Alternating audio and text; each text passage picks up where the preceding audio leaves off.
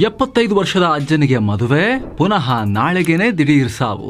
ಇಂಥ ವಿಚಿತ್ರ ಮತ್ತು ಶಾಕಿಂಗ್ ಘಟನೆ ಉತ್ತರ ಪ್ರದೇಶದಲ್ಲಿ ಆಗಿದೆ. ಜೌನ್ಪುರ ಜಿಲ್ಲೆಯ ಕುಚ್ ಮುಚ್ ಹಳ್ಳಿಯಲ್ಲಿ 75 ವರ್ಷದ ತಾತ 35 ವರ್ಷದ ಮಹಿಳೆಯನ್ನ ಮದುವೆಯಾಗ್ಬಿಟ್ರು. ಆದರೆ ಮರುದಿನವೇ ತಾತ ಹೋಗಿಬಿಟ್ಟಿದ್ದಾರೆ. ಈ ಸಾವಿಗೆ ಕಾರಣ ಏನು ಅನ್ನೋದು ಇನ್ನೂ ಕೂಡ ಸ್ಪಷ್ಟ ಇಲ್ಲ. ಆದರೆ ತಾತನ ಮನೆಯವರು ಹೊಸ ಪತ್ನಿಯ ಬಗ್ಗೆ ಶಂಕೆ ವ್ಯಕ್ತಪಡಿಸ್ತಾ ಇದ್ದಾರೆ. ಅಂದಹಾಗೆ ಈ ವೃದ್ಧ ಮತ್ತು ದಿವಂಗತ ಮದುಮಗನನ್ನ ಸಂಗ್ರೂ ರಾಮ್ ಅಂತ ಗುರುತಿಸಲಾಗಿದೆ. ತಾತನ್ನ 1 ವರ್ಷದ ಹಿಂದೆ ಈ ತಾತನ ಹೆಂಡತಿ ತೀರು ಹೋಗಿದ್ರು. ಇವರ ಅಳಿಯ ಮತ್ತು ತಮ್ಮ ದಿಲ್ಲಿಯಲ್ಲಿರೋ ಕಾರಣ ಈ ತಾತ ಏಕಾಂಗಿಯಾಗಿದ್ರು. ಹೀಗಾಗಿ ಮತ್ತೆ ಮದುವೆ ಆಗೋಣ ಅಂತ ಅನಿಸ್ತು. ಆ ಮಹಿಳೆಗೂ 3 ಮಕ್ಕಳಿದ್ದಾರೆ. ಒಬ್ಬ ಮಗ, 2 ಹೆಣ್ಮಕ್ಳಿದ್ರು. ಮೊದಲ ಪತಿ ಬೇರೆಯಾಗಿದ್ದಾರೆ.